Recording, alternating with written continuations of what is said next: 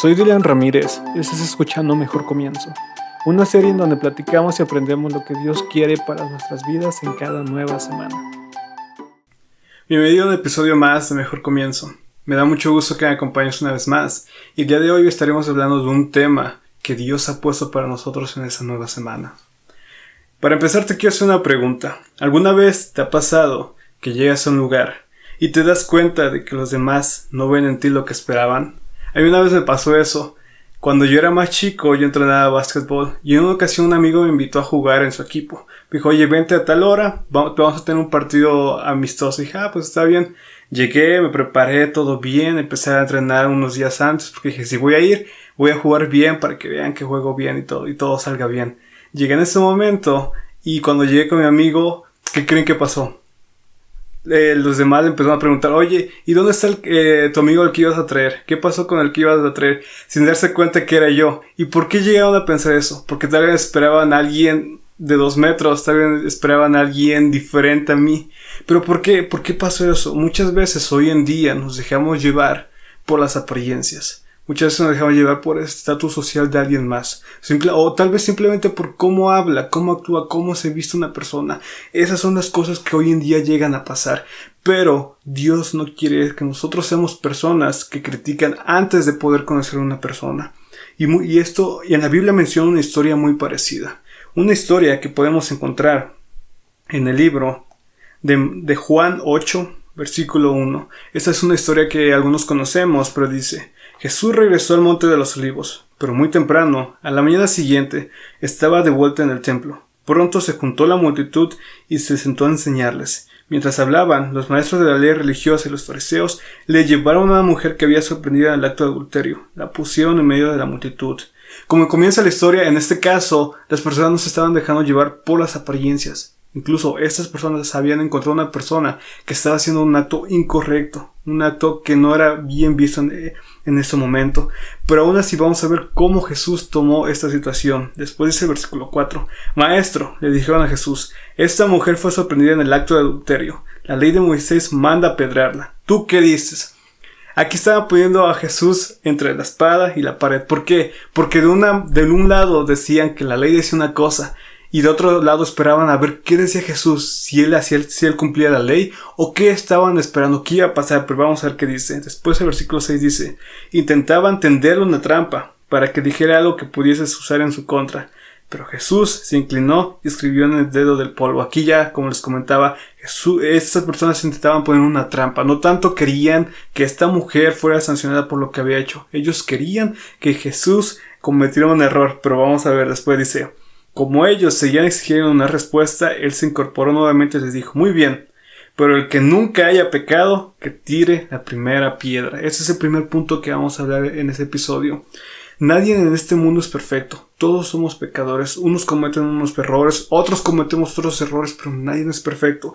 Y Jesús les dijo, el que nunca haya cometido pecado, que tire la primera piedra. Nosotros cuando empezamos a criticar a una persona por ver cómo da un tema, tal vez por ver cómo cantó, por ver cómo se vistió, aquí estamos queriendo arrojar la primera piedra. Pero Jesús nos dice, el que esté libre de pecado, el que esté libre, el que no haya hecho nada mal, es libre de poder aventar la primera piedra. Pero nosotros somos pecadores también. Tal vez no cometemos los mismos errores que los demás cometen, pero sí cometemos errores diferentes. Luego volvió a inclinarse y siguió escribiendo en el polvo. Al oír eso, los acusadores se fueron retirando uno tras otro, comenzando por los más de edad, hasta que quedaron solo Jesús y la mujer en medio de la multitud. ¿Qué creen que haya escrito Jesús? ¿Qué creen que pasó en esos momentos? Bueno, dice, entonces Jesús se comparó de nuevo y le dijo a la mujer, ¿dónde están los que te acusaban? ¿Ni uno de ellos te condenó? Ni uno, Señor, dijo ella. Yo tampoco, le dijo Jesús, vete y no peques más. Esa es la parte que tenemos que aprender del punto 1, que Jesús le dijo, ¿dónde están los que te acusan? Nosotros, cuando nos ponemos en este lugar, nosotros nos damos cuenta que también cometemos muchos errores. Y en ese momento, si nos ponemos a reflexionar, que igual que la mujer pecadora, queremos apedrear a todo mundo por un error, por el otro. Pero si nos ponemos a pensar que nosotros también cometemos errores, poco a poco vamos a empezar a cambiar de mente. Y va a pasar como esas personas que se empezaron a ir una por una, porque sabían que ellas también cometían errores.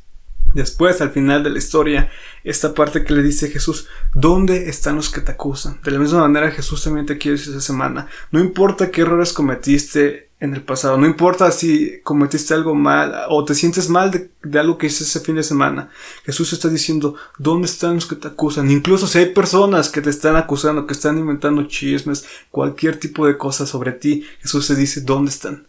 Y después termina: le dijo la mujer: ni uno, Señor.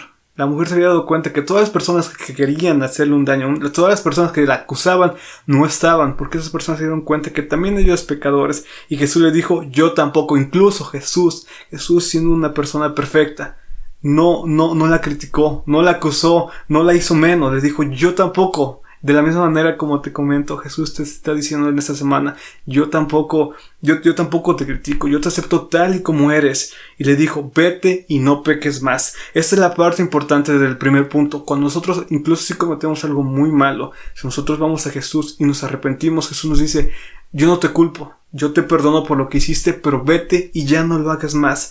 En esta parte empezamos a ver cómo Jesús y el gran amor que nos tiene es tan grande que incluso las peores cosas que lleguemos a imaginar, Jesús nos perdona. Y después podemos encontrar otra historia muy similar que se encuentra en Mateo 22, 37 y 40. En esta ocasión también querían tenderle una trampa a Jesús y le preguntaron: Señor, ¿cuál es el mandamiento más grande? ¿Y qué creen que les contestó?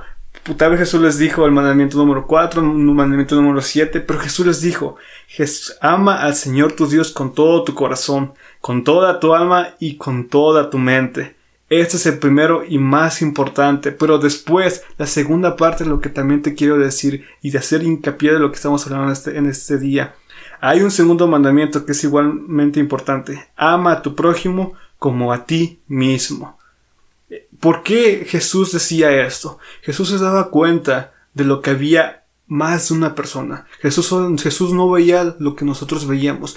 Jesús no veía los errores que cometía esa persona, los defectos que tenía. Jesús te estaba diciendo: ama a tu prójimo como a ti mismo. Así como nosotros nos amamos, así como nosotros nos respetamos, también nosotros tenemos que amar a los demás. Y no solamente eso, incluso aunque cometas muchos errores, nosotros tenemos que ver sobre todos los errores, tenemos que llegar a ver cómo Jesús puede trabajar en la vida de alguien más. Eso es lo que nos está diciendo Jesús en este versículo de la Biblia: ama a tu prójimo como a ti mismo. Y termina: toda la ley y las exigencias de los profetas se basan en estos dos mandamientos. Porque cuando nosotros vemos las personas como Jesús veía a las personas, nosotros nos damos cuenta de que incluso puede ser una persona que invente cosas sobre nosotros, es una persona que hable mal, que tal vez digamos: ese que ya viste cómo se viste, qué hace. No importa, o sea, si Jesús no se fijaba en nosotros, tampoco nosotros tenemos que ver qué es lo que Jesús puede hacer en las vidas de otras personas y qué es lo que Jesús quiere de nosotros para que esas personas puedan cambiar. Después, para finalizar, me gustaría ver lo que dice primera de Juan 4, del 7 al 10, y en esto se basa el capítulo de hoy, que se titula Amor Verdadero. Y dice: queridos amigos, sigámonos amando unos a otros, porque el amor viene de Dios. Todo el que ama es un hijo de Dios y conoce a Dios, pero el que no ama no conoce a Dios, porque Dios es amor. Si Dios mostró cuánto nos ama al enviar a su único Hijo al mundo, para que tengamos vida eterna por medio de Él, en esto consiste el amor verdadero, no en que nosotros hayamos amado a Dios, sino en que Él nos amó primero, y envió a su Hijo como sacrificio para quitarnos nuestros pecados.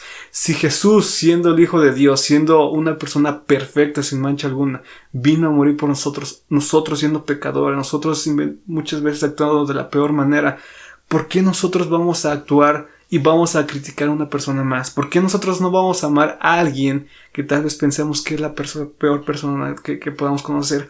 Si Dios ya nos amó, y la Biblia dice que aquel que no ama no conoce a Dios, porque Dios es amor. Si nosotros queremos reflejar lo que es Dios con nuestros amigos, con nuestros familiares, con nuestra sociedad, tenemos que amarnos unos a otros, tenemos que amar a nuestro prójimo como a nosotros mismos. Y ese es mi mensaje para esta semana. No importa las cosas que llegan a pasar, no importa la persona que te lastimó en el pasado, no importa que una persona veas que actúa de tal manera, o incluso si en la iglesia llegas a ver que una persona dices: ya viste cómo pasó, ya viste cómo predicó, ya viste cómo cantó. No nos fijemos en eso. Amemos a nuestros prójimos como a nosotros mismos. Veamos a nuestros prójimos como su potencial completo, en que se pueden llegar a convertir con la ayuda de Dios y con nuestra ayuda. Y recordemos que Jesús ya vino a morir por nosotros. Jesús ya nos dio ese amor, así que lo único que tenemos que hacer es aceptarlo y amar a los demás como Jesús nos amó primero. Así que te deseo una feliz semana. Te deseo que Jesús esté contigo en toda esta semana y sobre todo que tus planes sean prosperados y que Dios te bendiga.